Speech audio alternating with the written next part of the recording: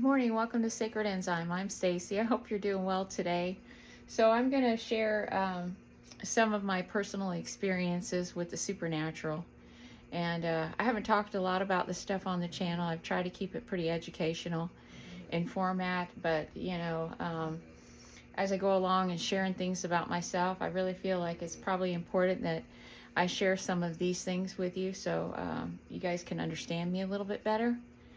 One of the times I want to talk about that comes to mind first is when I had an NDE in 2008. I had a perforated bowel, and I hadn't been feeling well for a while. And I had to wake my husband up after I just struggled all night with intense pain to take me to the hospital. And I ended up just collapsing on the floor. He called me an ambulance, and they took me to the hospital. When they got there, they told me that my bowel had ruptured and I had to have emergency surgery or I was going to die. And even then, I had a 50% chance or more of not even surviving. So we were living in Sarasota at the time. And, the strangest thing is that, I could hear them talking and saying, that on the phone, the surgeon's on the phone saying, we got to get this lady down to the ER right now. This patient's she's got to be operated on right now or she's not going to survive. And so, they're calling my husband, and I didn't have a cell phone or anything. And my parents were still living 2 hours away. And all I could think about is that I just kept saying, to God, I said, please don't let me die, because I can't die without telling my mother goodbye. It'll destroy her if I die without talking to her. And, that's really the only thing that I had asked is, not to let me die until I got to say goodbye to my parents. And as strange as that is, so I was in this room, in the emergency room. They put me in this room, and this nurse came in, and I was all by myself because my husband had to get the kids. They were just little, like 2 years old. And he had to get the kids dressed and come to the hospital. So I had nothing. I was in my pajamas, and and I was just a hot mess. I mean, I had literally sat up all night just in a cold sweat and a hot sweat, and I stunk, and I mean, it was terrible. And I'm in my pajamas, and I'm on this gurney, and this nurse comes in, and I'm scared. I'm like, please don't leave me alone. And I was in terrible pain.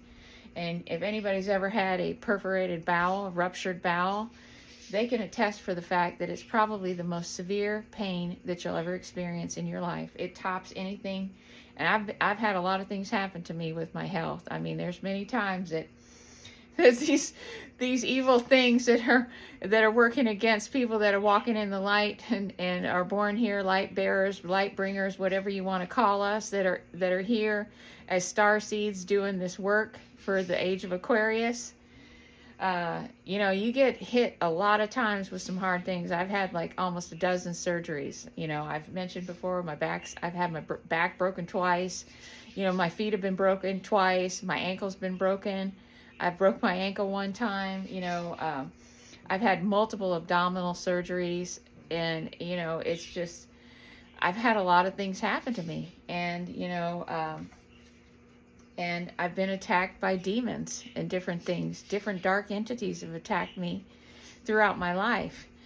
And this time, I was there, and I was all alone, and I was scared. I didn't have a way to communicate with my family to say, hey, I'm gonna die, and I want to tell you that I love you. And that's just, I didn't get a chance to say goodbye. So this nurse comes in, and she gives me a shot of some kind of pain reliever. She said it was the strongest thing they had in the hospital. So I don't know what that was, but she gave me a shot of it, and it instantaneously gave me like a seizure, because I had been having seizures for a while. Up until I had this perforated bowel, it was interesting because I was commuting back and forth to Tampa, and I was hosting these events. And I would have these periods of time that I couldn't account for. I would leave my house, and I would go there to Tampa, and then sometimes I'd find myself right back at home and not even know how I drove home. when I drove home, how much time had passed or anything. I'd just come to and I'd be right back in my driveway. And or I would be at my parents' house, and I would drive to Tampa from Central Florida, and I'd get half the way there and then realize that I was already back to, back in town, and I would have no idea where that time went. I would complete total lapse of hours of time.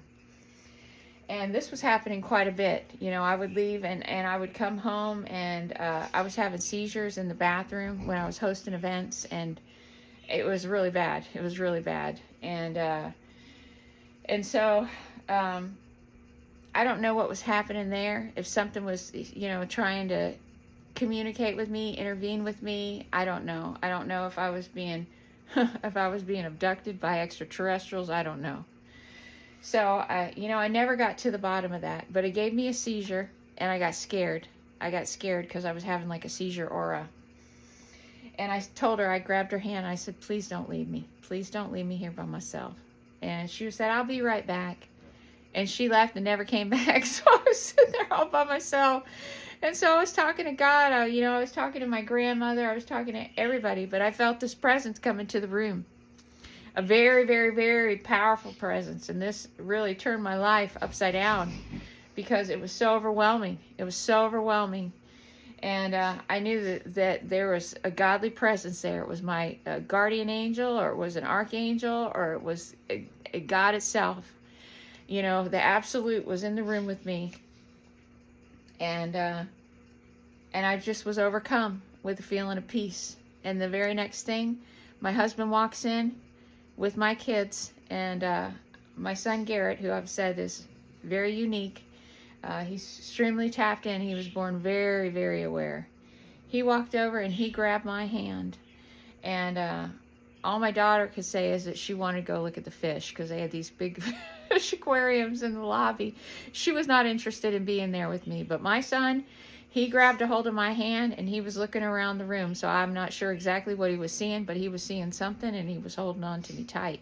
He did not want to leave me. He did not want to leave me. He knew. He could feel it, and he knew.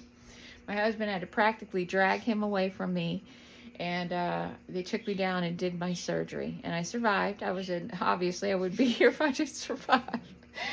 But I spent a week with this tube going through my nose hole down into my stomach, and I had a huge box next to me that was pumping all this disgusting green stuff out of my insides, and it was horrible. And I was cut from my chest down to my pelvis, past my navel. They just filleted me open, and it was a horrible, painful recovery from that surgery. But I made it. And after that, people would ask me about what happened, and I could not tell that story without completely breaking down into tears, because the feeling that you have when you are in contact with the absolute is so, I just got chills. I got chills all over talking about it, because, my guardian angel's tapping me on the shoulder right now. But when you have that feeling, it is so incredibly overwhelming. I can't even describe it in words. I can't describe it. There's no words that just can describe it. But I recovered, and that was one of the times that I came in contact with the supernatural, and I don't know why they call it supernatural.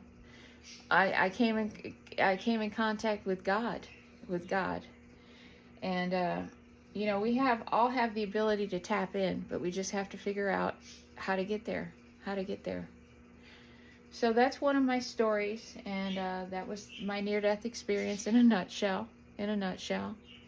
And I wanted to share some more of these experiences about the things that I've been through, because I've been through a lot, and I'm a warrior. I am a warrior for the absolute, and I am a child of the light. There's no doubt about it. There's no doubt that I'm here to do work, and if I wasn't, I'd be gone already. Both my brothers are gone, and they left me here all alone, but they're with me in the fourth dimension, you know, because there's a whole fourth dimension there. We can't see it.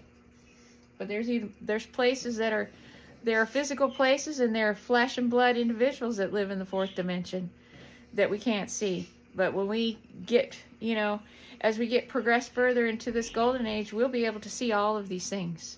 You know, there's castles, and my grandmother told me that Adam lived in a crystal castle, and I think that his castle might be in the fourth dimension or in the seventh dimension. I'm not sure.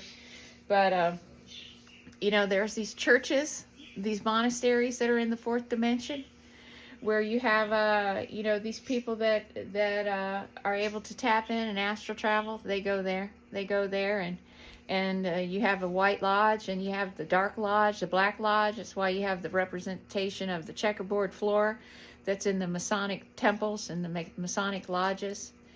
And you know, you have dark magic. You have dark magic that's happening the same time that the white magic's happening. And, you know, we've got to understand that we are in a time of good and evil right now. And I think a lot of it has to do with parasites. So that's it for that one. And I'm going to wrap it up. When you come and find me, I'll be here, because we're living in the past, present, and the future all at the same time. Thanks for watching Sacred Enzyme. And I'll catch you on the next one. Bye-bye.